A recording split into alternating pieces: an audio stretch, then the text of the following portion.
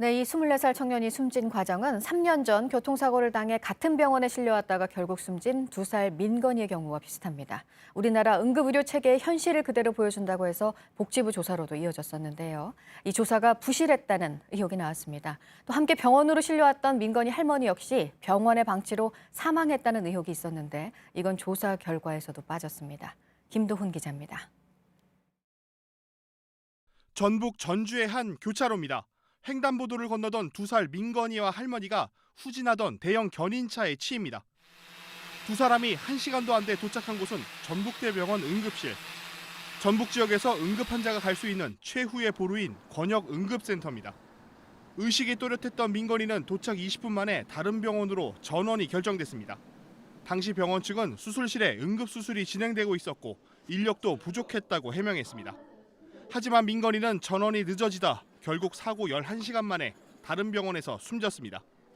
이후 감사원 조사에 따르면 당시 전북대병원 의료진은 학회 술자리에 있었습니다. 응급했다는 수술도 미리 계획된 비응급 수술로 드러났습니다.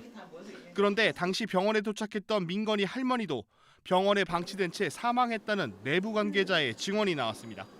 수술이 지연되다 보니까 몸에서 피를 너무 많이 흘리게 돼서 돌아가시게 되거든요. 수술을 빨리 했다면 할머니는 살릴 수도 있지 않았을까. 민건이와 오후 5시 40분에 도착한 할머니는 심한 출혈로 의료진이 심폐소생술까지 처치해야 했습니다. 하지만 할머니에 대한 마취가 이뤄진 건 5시간이 훌쩍 지난 오후 11시 30분. 수술이 시작된 건 마취 후 50분 만입니다. 당시 수술을 하기로 한 전문의가 제 시간에 나타나지 않았다는 겁니다. 마취가 있으면 마취해주려 했어요. 근데 이제 수술 의사가 없어서 그런 거죠. 계속 연락을 드렸는데 늦게 오신다고만 하시고. 해당 전문의가 술자리 때문에 늦었다는 의혹도 나왔습니다. 이라는 그 교수가 늦게도 왔지만 술을 먹고 또 저기 했다고는 소리가 있더라고요. 그때 같이 참가했던 그 의사가 그걸 이제 얘기한 거예요. 술 냄새가 났다. 당시 병원 측은 유족에게 야간 당직 정형외과 전문의가 있었지만 수술을 할 수 없는 임상 강사였다고 밝혔던 것으로 확인됐습니다.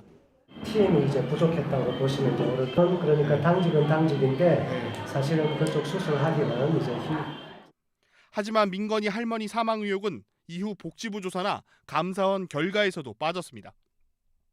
당시 감사원 보고서 제목도 전주시 소아 환자 교통사고 사망 사건.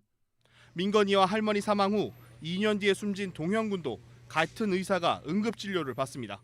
같은 의사예요. 외석센터 보는 사람이 그 사람 한 명밖에 없잖아요. 응급실에서 환자 상태를 파악하고 다른 과로 넘기는 역할이거든요. 정부는 지난 1일 전북대병원에 대해 권역응급의료센터 지정심사에서 탈락시켰습니다. 전북대병원 측은 민건이 할머니의 경우 손을 쓸 수 없는 쇼크 상태였고 응급치료 시스템상 어쩔 수 없는 상황이었다고 해명했습니다. JTBC 김도훈입니다.